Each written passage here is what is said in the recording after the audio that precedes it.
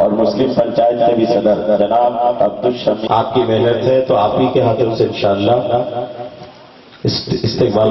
الحمدللہ رب العالمین والصلاة والسلام علی سید الانبیاء والمرسلین، اما بعد فاعوذ باللہ من الشیطان الرجیم، ان اللہ وملائکتہ یصلون علی النبی یا ایہا الذین آمنوا صلوا علیہ وسلموا تسلیما، صلی اللہ علی النبی الأمی وآلہ صلی اللہ تعالی علیہ وسلم، صلاۃ و سلام علیک یا حبیبی مجسم شاہ آدم و بنی آدم، نبی مکرم نبی محتشم،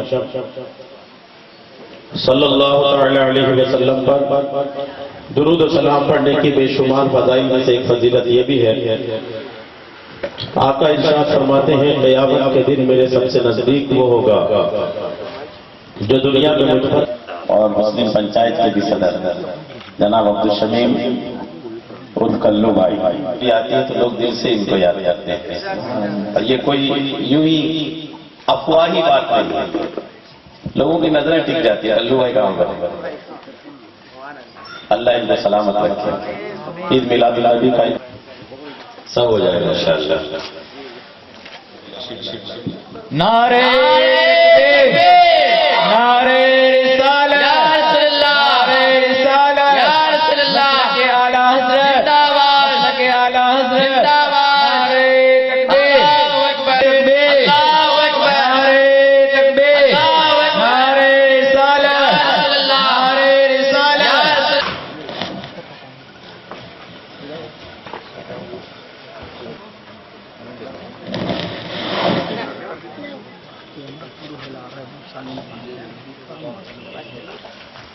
نعرے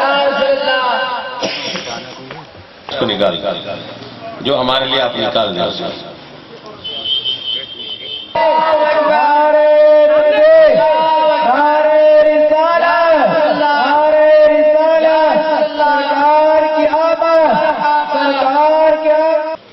راجو کالونی سے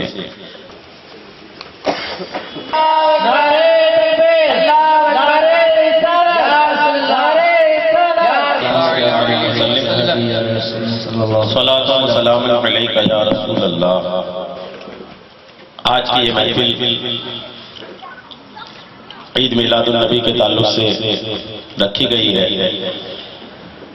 ہماری سیرت کمیٹی مایوس نہ ہو کہ تعداد کم ہے، کیونکہ آج کا دن لگ بھگ شہر بھر میں تیاریاں اپنی آخری پڑاؤ میں رہتی ہیں، لوگ سجاوٹ استقبال کی تیاریوں میں مصروف رہتے ہیں، اس وجہ سے لوگ کم آتے ہیں، ورنہ حالات اگر دوسرے ہوتے تو تعداد زیادہ ہوتی ہے۔ کچھ منٹوں کا بیان ہوگا انشاءاللہ۔ اللہ تبارک و تعالیٰ نے ہمارے پیارے نبی پر عرب کی سرزمین پر بیٹھ کر آسمان کی طرف اشارہ کر دے تو چاند کا ٹکڑا ہو جائے، ڈوبا ہوا سورج کی طرف اگر حضور علیہ الصلوۃ والتسلیم کا حکم پہنچ جائے کہ اے سورج تم اپنی قانون کے مطابق ڈوب چکے ہو، لیکن اب آمنہ کے لال کا حکم ہو رہا کہ واپس آ جاؤ، تو وہ سورج الٹے قدم واپس آتا۔ لوگ یوں کہتے ہیں کہ بولتے وہ ہیں جس کے منہ پہ زبان ہوتی ہے، لیکن آمنہ کے لال عبداللہ کے دلارے ہم سب کے نبی پیغمبر اسلام کی طاقت کا اندازہ لگائیے کہ حضور اگر کسی کنکری کو کہتے کنکری، لوگ کلمہ زبان والوں کو پڑھاتے ہیں، ایک کنکری اللہ نے تم کو زبان نہیں دی، لیکن مدینے کے تاجدار اس کو حکم دے رہے ہیں کہ ایک کنکری تمہارے پاس زبان نہ ہونے کے بعد بھی ایک عام انسان کی طرح تم بولو، تو وہ کنکری بھی کلمہ پڑھ کر اپنے مسلمان ہونے کا دعویٰ کرتی۔ اور تو اور آپ کے نبی ہم اور آپ اگر شہر سے گزر جائیں تو ہمیں کوئی سلام کرے نہ کرے، آپ کو کوئی سلام کرے نہ کرے، لیکن اپنے نبی کی طاقت پہ قربان چاہیے کہ آپ کے نبی جب کسی جنگل سے گزرتے تھے تو پیڑ پودوں سے الصلاۃ والسلام علیک یا رسول اللہ کی صدائیں آتی تھی۔ حضرت علی کہتے ہیں آواز میری کانوں سے اٹھ کر آئی، آواز کی طرف جب میں نے دھیان دیا تو میں کیا سنتا ہوں؟ الصلاۃ والسلام علیک یا رسول اللہ، یہ آواز آ رہی ہے۔ حضرت علی کہتے ہیں آواز سن کر میں آواز دینے والے کی طرف جب دھیان لگایا تو میں دیکھتا ہوں کہ آواز تو برقرار آ رہی ہے لیکن آواز دینے والا کوئی نظر نہیں آتا۔ حضرت علی کہتے ہیں بہت کوشش کیا لیکن آواز دینے والے کا کوئی پتہ نہیں تھا۔ حضرت علی کہتے ہیں اس وقت حضور سے پوچھنے کی ہمت تو نہیں ہوئی، بعد میں کبھی جب سرکار کا موڈ اچھا تھا، حضور اچھے موڈ میں تھے، آقا مسکرا رہے تھے، حضرت علی نے پوچھا یا رسول اللہ، کھلا دن جب میں آپ کے پیچھے پیچھے چل رہا تھا، الصلاۃ والسلام علیک یا رسول اللہ کی صدائیں آ رہی تھی لیکن کوئی صدا دینے والا مجھے نظر نہیں آ رہا تھا، یا رسول اللہ آپ پر سلام کون پیش کر رہا تھا؟ آقا فرماتے ہیں تمہیں وہ پہاڑ دکھ رہا ہے؟ حضرت علی کہتے ہیں یا رسول اللہ پہاڑ دکھ رہا ہے۔ آقا فرماتے پہاڑ کے اوپر ایک پتھر دکھ رہا ہے۔ حضرت علی کہتے ہیں یا رسول اللہ وہ پتھر دکھ رہا ہے۔ آقا فرماتے ہیں مجھے میرے رب کی عزت و جلال کی قسم وہ پتھر مجھ پر صلاۃ و سلام کی صدائیں پیش کر رہا ہے۔ نعرہ تکبیر، نعرہ آقا علیہ السلام جنگ خندق کے دن، بڑا دلچسپ واقعہ ہے، جنگ خندق کے دن حضور خندق کھود رہے تھے، اپنے ہاتھوں سے خندق کھود رہے تھے۔ جو اسلام آپ کو پیدائش مل گیا نا، وہ اسلام ہندوستان آسانی سے نہیں آیا، آسانی سے نہیں آیا، بہت محنتیں لگی، مشقتیں اٹھائی اسلام نے ہندوستان کی سرحد کو چھونے کے لیے۔ ہمیں گھر بیٹھے بٹھائے مل گیا تو ہمیں اس کی اہمیت نہ رہی۔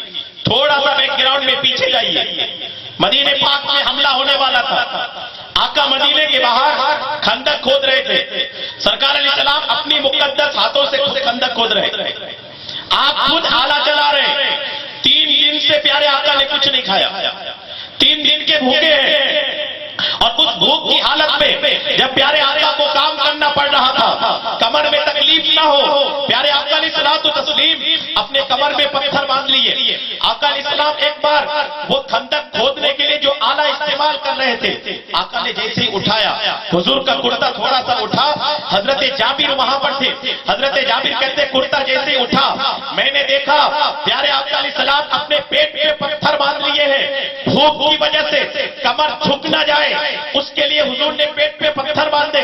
حضرت جابر کہتے ہیں مجھے بہت تکلیف ہوئی کہ اللہ کے رسول بھوک سے اتنا پریشان کہ آقا علیہ الصلوۃ والتسلیم بھوک کی شدت کی وجہ سے پیٹ پہ پتھر باندھ لیے ہیں۔ حضرت جابر کہتے ہیں مجھ سے برداشت نہ ہوا، میں جلدی سے گھر آیا، گھر آ کر اپنی بیوی سے پوچھا بیوی گھر میں کیا ہے، کچھ کھانے کی چیز ہے کہ نہیں؟ بیوی کہتی ہے شوہر نامدار ایک بکری کا چھوٹا سا بچہ ہے اور تھوڑا سا آٹا ہے، اگر اس آٹے کی روٹی بناؤں تو تقریباً 4-5 لوگوں کو کافی ہوگا۔ حضرت جابر کہتے ہیں بکری کا بچہ میں ذبح کر دیتا ہوں، گوشت بنا لو اور سنو تم وہ آٹوں کو روٹی میں تیار کرو، میں اللہ کے رسول کی دعوت کر کے آ رہا ہوں۔ میں نے اللہ کے رسول کی آج عجیب کیفیت دیکھی ہے، حضور بھوک کی وجہ سے اپنے پیٹ پہ پتھر باندھ لیے ہیں۔ اہلیہ محترمہ جب یہ حال سنتی ہے فوراً بکری ذبح کرا کر روٹی بنانے میں مشغول ہو جاتی ہے، اور حضرت جابر واپس خندق کی جگہ پر آتے ہیں اور آقا کے کان میں ارشاد فرماتے ہیں یا رسول اللہ آپ کی اور آپ کے ساتھ 2-3 صحابہ کی میرے گھر میں کھانے کی دعوت ہے۔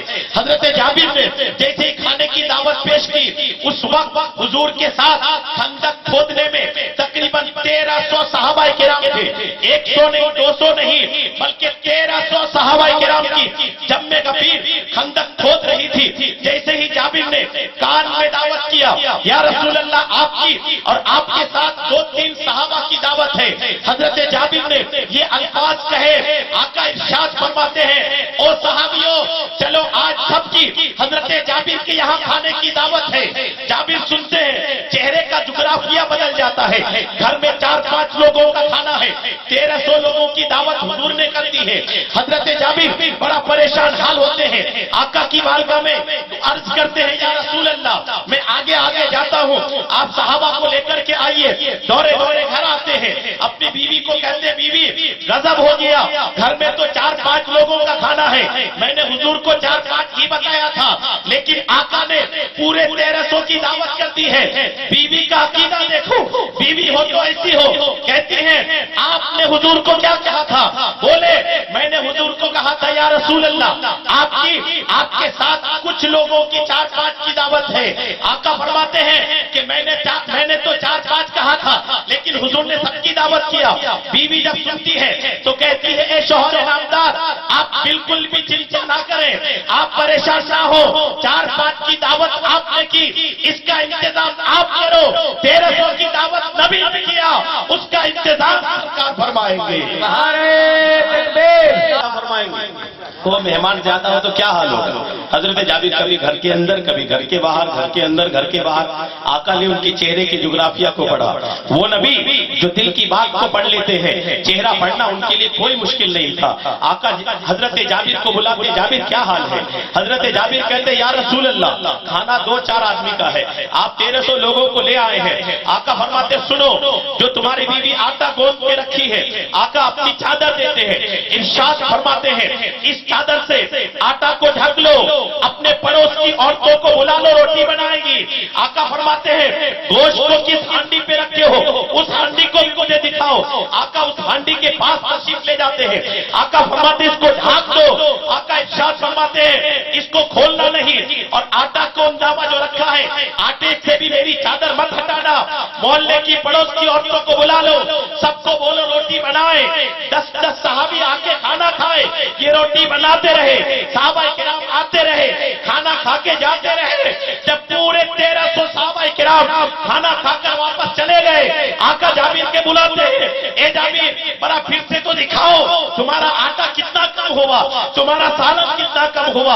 हजरत जाबिर के साथ जब आका दोबारा तशरीफ ले जाते हैं, जब उस चादर को हटा के देखते हैं, हजरत जाबिर कहते हैं या रसूल अल्लाह, मुझे मेरे रब की कसम, जितना आटा पहले था 1300 साहबा किराम को खिलाने के बाद आटा उससे ज्यादा महसूस हुआ।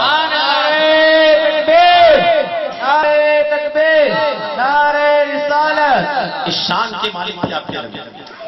जंगे उहद में हुजूर अलैहिस्सलातु वस्सलाम के पास एक सहाबी थे, हजरत कतादा की पुतली बाहर आ गई, आग का गोला बाहर आ गया, पूरा गोला आ गया। हजरत कतादा रज़ियल्लाहु ताला अन्हु उस गोले को अपने हाथ में लेते, अकीदा देखिए, वो किसी डॉक्टर किसी हकीम के पास जाने वाले लोग नहीं। गोला लिया, जंग का मैदान है, दौरे दौरे सरकार की कदमों में या रसूल अल्लाह, आग का गोला निकल करके हाथ में आ गया है। आका फरमाते ऐसा है, सरकार ने गोला लिया, हाथ उनकी आंख में लगाया, अपनी जबान से अपने मुंह से लुआबे जहन लाया और आंख के चारों तरफ लगा दिया। हजरत कतादा को हुजूर फरमाते कतादा आंख खोलो। हजरत कतादा कहते हैं आंख की गोली निकलने से पहले जो मेरी आंख की रोशनी की तेजी थी, मुझे मेरे रब की कसम निकलने के बाद जब हुजूर के लुआबे जहन से हुजूर ने दोबारा लगाया, पहले से ज्यादा मेरी आंखों में सरकार की फैजान की वजह से नूर आ चुका था। नारे तकबीर, नारे रिसालत। हाथ लेकर के सरकार की बारगाह में आए, या रसूल अल्लाह मेरा हाथ कट के अलग हो गया है, क्या हाल होगा मेरा, जंग जिहाद में कैसे शरीक हो जाऊंगा? आका फरमाते अलग हो गया सरकार, जंग का माहौल है। आका अलैहिस्सलाम उनके हाथ को वहीं लगाते हैं और हाथ के चारों तरफ अपनी लुआबे जिहन लगा देते हैं। जैसे सरकार ने लुआबे जिहन लगाया, वो साहबी रसूल कहते हैं कि वो मेरा हाथ जो पैदाइशी तौर पर दुरुस्त था, पहले जो ताकत थी उससे कहीं ज्यादा ताकत टूट के अलग होने के बाद सरकार के थूक फूकने की वजह से अल्लाह तबारक व तआला ने उस थूक की फैलान से मेरे हाथ में उससे ज्यादा ताकत अता फरमा दी। कि शान के मालिक थे आपके प्यारे नबी अलैहिस्सलाम। सिर्फ इसी तरह के कुछ वाकया सुन लीजिए, सिस्टम को भी तब्दील कर सकते थे। दुनिया जिस तर्ज से चल रही है, जिस तरीके से चल रही है, उस तर्ज को बदलना अगर मेरे नबी चाहते तो उस तर्ज में भी तब्दीली हो जाती थी।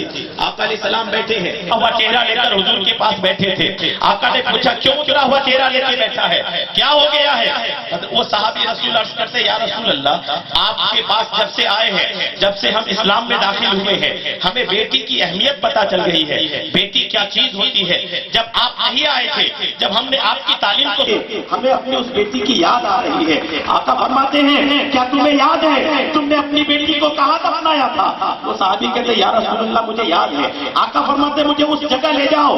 جب اس جگہ پہ گئے، آقا ارشاد فرماتے ہیں اے وہ بچی جس کا باپ میرے ساتھ کھڑا ہے، تم یہاں دفنائی گئی تھی، اللہ کے حق میں اس کو زندہ درگور کر دیا تھا۔ سرکار کا حکم ہوتے ہی اپنے کمرے سے باہر تشریف